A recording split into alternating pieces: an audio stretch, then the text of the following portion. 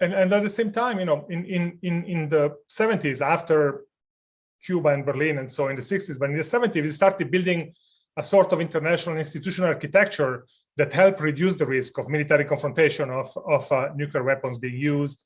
Anything from armed controls agreements to measures designed to build trust or to communicate directly and so on.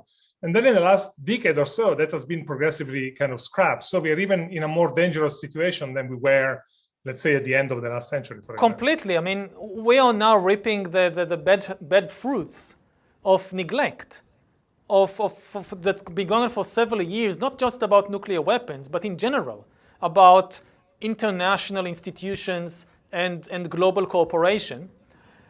We've built in the late 20th century a house for humanity based on cooperation, based on collaboration, based on the understanding that our future depends on being able to cooperate. Otherwise, we will become extinct as a species. And we all live in this house, but in the last few years, we neglected it. We stopped repairing it.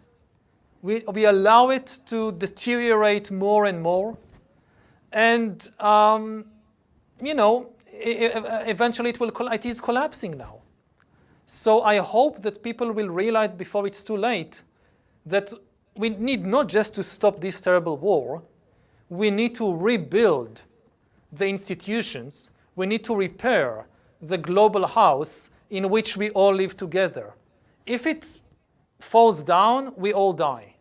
So we have among the audience listening, Rola from, I don't know where she's from, she grew up in Lebanon. And she said, I lived the war, I slept on the ground, I breathed fear. All the reasons were explained to me that the only remaining learning came, the war is absurd. We talk about strategy, power, budgets, opportunities, technologies. What about human suffering and psychological trauma? Especially, I assume what she's asking is, what about what's going to remain in terms of the human suffering and the psychological trauma going forward? Yeah, I mean, these are the seeds. Seeds of hatred and fear and misery that are being planted right now in the minds and the bodies of tens of millions, hundreds of millions of people, really, because it's not just the people in Ukraine, it's also in the countries around, all over the world.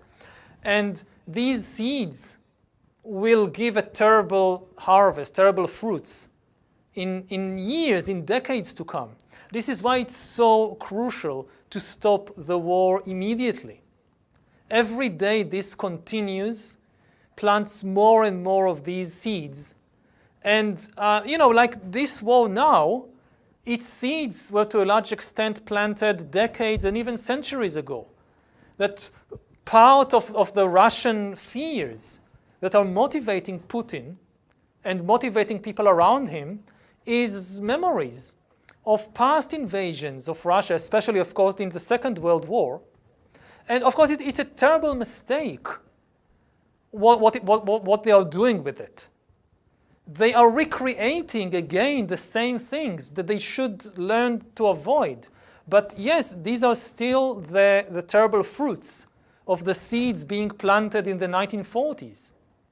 It's what in the same article you call the fact that nations are ultimately built on stories. So these seeds are the stories we are starting to create now. The war in Ukraine is starting to create the stories that are going to have an impact in the future. That's what you're saying. Some of the seeds of this war were planted in the siege of Leningrad.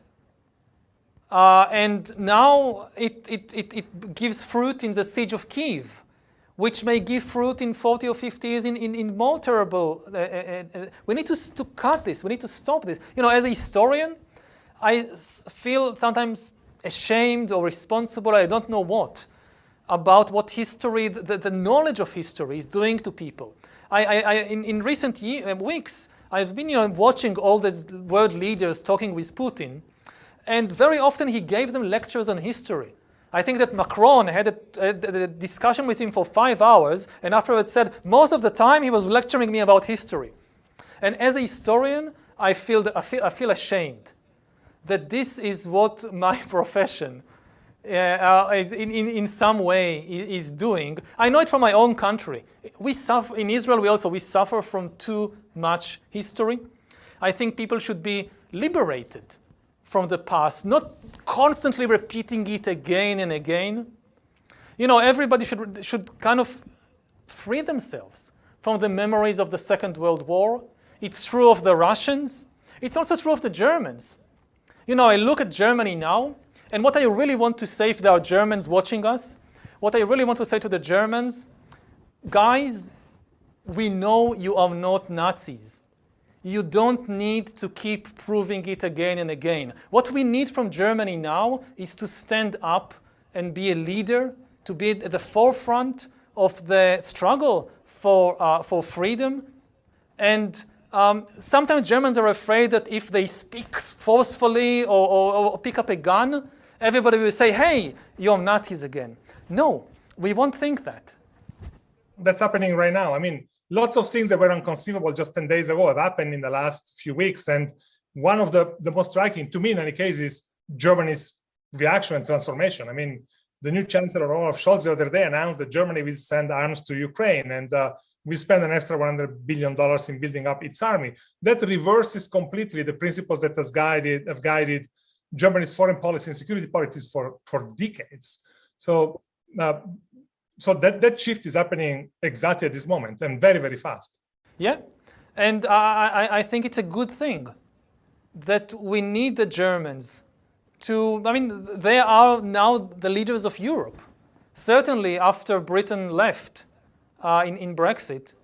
And we need them to, in a way, let go of the past and be in the present. If there is really one country in the world that, as a Jew, as an Israeli, as a historian, that I trust it not to repeat the horrors of Nazism, that's Germany.